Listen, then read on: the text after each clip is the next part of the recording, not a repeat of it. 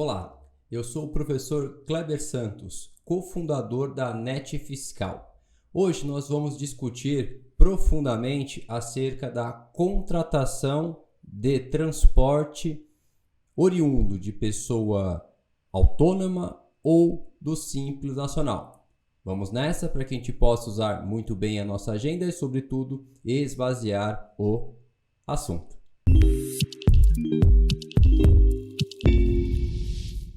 Olá pessoal, eu sou o Kleber Santos e hoje então tenho o desejo de falar com vocês acerca de um assunto que eventualmente pode ser que passou desapercebido por vocês, acerca da contratação de pessoa, então essa seja autônomo ou também optante do Simples Nacional, ao que se pese a discutir sobre a contratação de transporte. Esta então será a nossa agenda a discutir neste vídeo. Dentro dessa perspectiva, permita-me compartilhar com vocês um material para que vocês possam acompanhar a linha de raciocínio.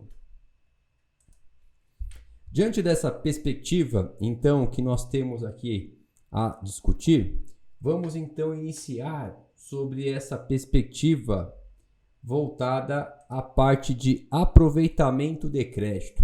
Então, por onde vamos iniciar? Ponto 1. Contratação de transporte pessoa física ou optante do Simples Nacional. Como funcionará em ordem prática? Nós temos agora uma nova realidade, uma vez que foi implementada esta informação por meio, então, do regimento dedicado ao COFINS não cumulativo. Vocês perceberão um pouco mais abaixo onde foi introduzido, onde foi acomodado, onde foi abrigada, então, toda essa sustentação.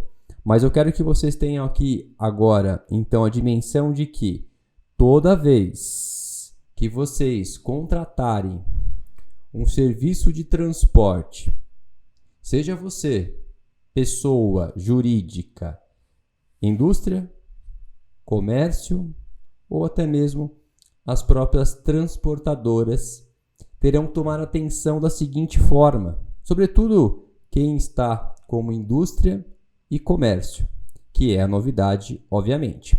Então, eu deixo para vocês o seguinte: muitos contribuintes não estão cientes sobre a nova dinâmica de aproveitamento de crédito de PIS e COFINS, quando pessoas jurídicas, indústria, comércio e serviço contratarem serviços de transporte de carga então prestados por pessoa física, transportadora autônoma ou até mesmo pessoa jurídica, mas optante do Simples Nacional. Qual é a novidade? Está previsto agora um crédito presumido que vão se satisfazer ao aproveitamento de crédito nessas alíquotas que vocês estão observando, 75% sobre a alíquota, respectivamente, de PIS e COFINS, o que nos trará um percentual, estes aqui exibidos para vocês.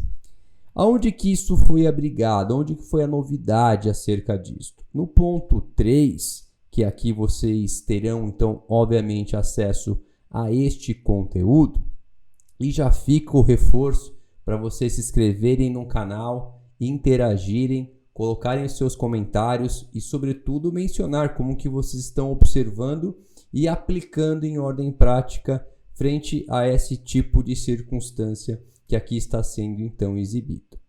No ponto 3, a fundamentação legal que atesta o que está sendo colocado aqui, foi então publicada em meados de setembro uma lei que se então propõe a destacar o seguinte: a Lei 14.440, publicada então em 2022, em meados de setembro de 2022, ela faz uma introdução, ela muda a redação do texto, especialmente ao que se pese os efeitos de tomada de crédito. E onde está essa informação?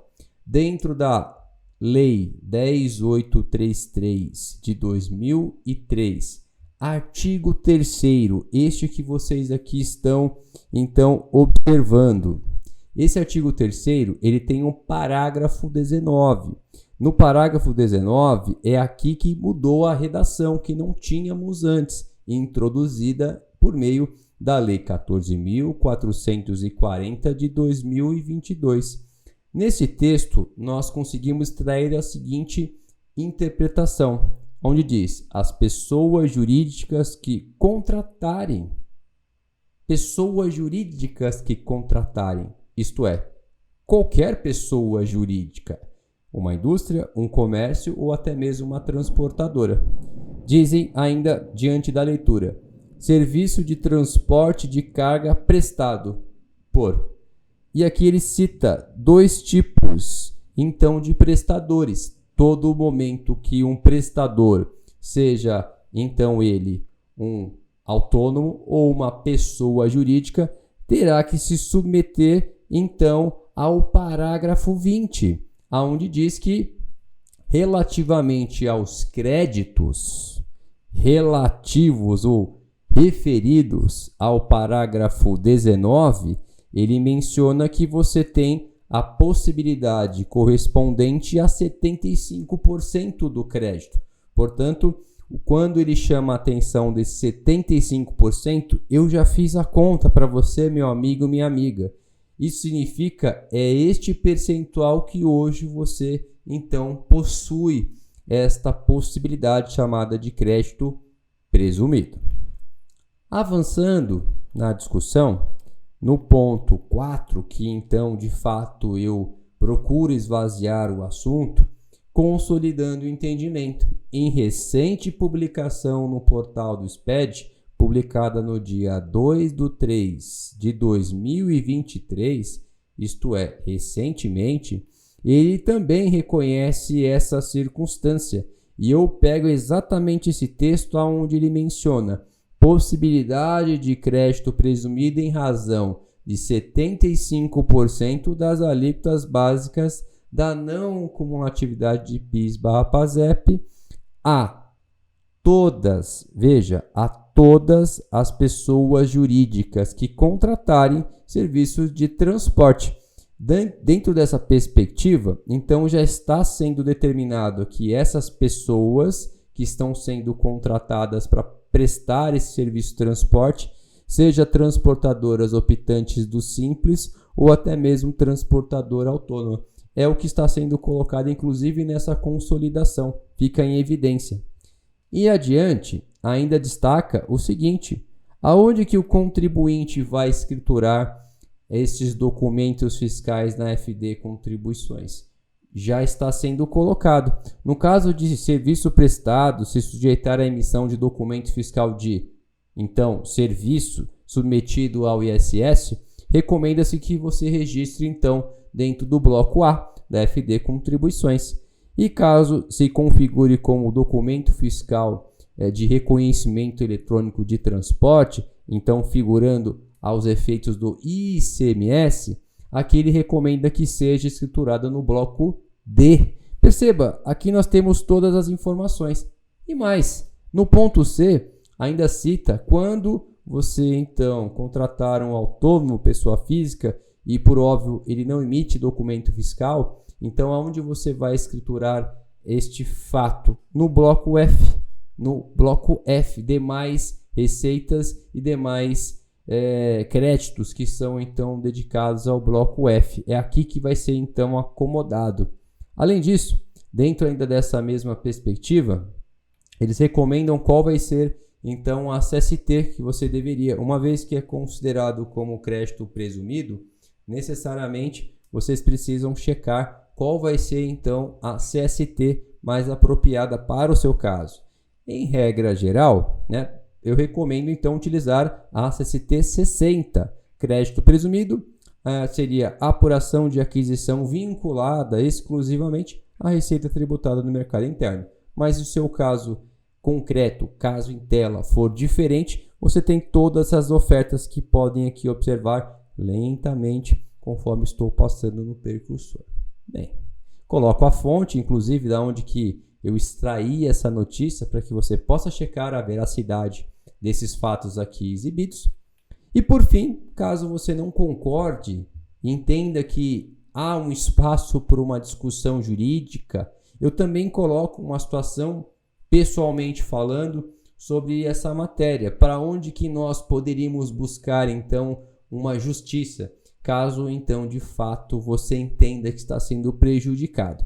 Eu entendo que há um espaço para uma discussão jurídica seguindo a seguinte posicionamento. Eu digo, o contribuinte poderá levantar a hipótese que essa modificação, ou seja, a mudança da redação que até então não tínhamos, acerca da presunção que é dada, sobretudo quando você contrata uma pessoa jurídica optante do Simples Nacional, mas é bem verdade que, em regra, você que contratava um autônomo, pessoa jurídica que contrata um autônomo, em regra não tinha direito a aproveitamento de crédito, salvo a exceção quando você é uma transportadora e subcontrata então um serviço para ocorrer uma prestação de entrega, por exemplo. Mas ao contrário, pessoa física, não há espaço para aproveitamento de crédito, mas diante desse texto legal também abriu essa lacuna, que isso seja também registrado.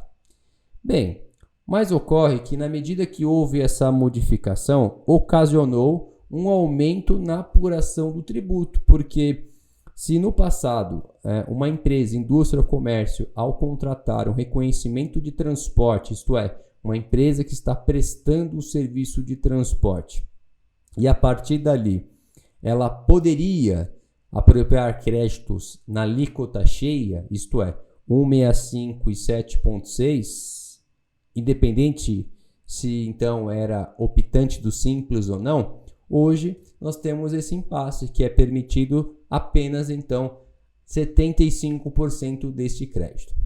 Bem, se você de fato toma menos crédito, indiretamente, então aumentou em tese a sua arrecadação. Se de fato isso for consolidado, esse entendimento, e você também chegar a essa mesma conclusão, permita-me então introduzir outros efeitos, porque se de fato entendermos que indiretamente ocasionou um aumento na tributação, então me parece razoável entendermos que feriu um princípio constitucional. E qual o princípio constitucional que foi ferido? Vamos mergulhar para entendermos.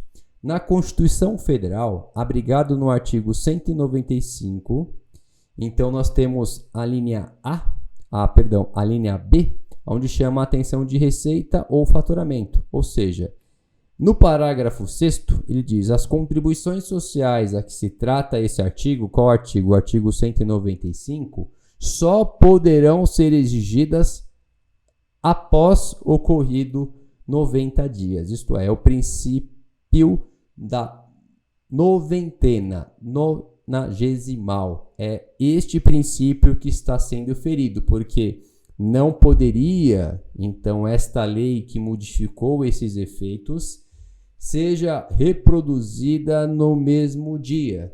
Tanto é verdade que essa lei que, então, modifica, os efeitos dela foi imediato. Portanto, olhando para este tipo de comportamento, é plausível questionar algo que me parece razoável, que estes efeitos só poderiam, então, por exemplo, ser reproduzidos a partir do dia 2/12 de 2022 e não a partir da data da publicação da lei, porque indiretamente houve um aumento, então, no tributo. É algo que pode ser discutido.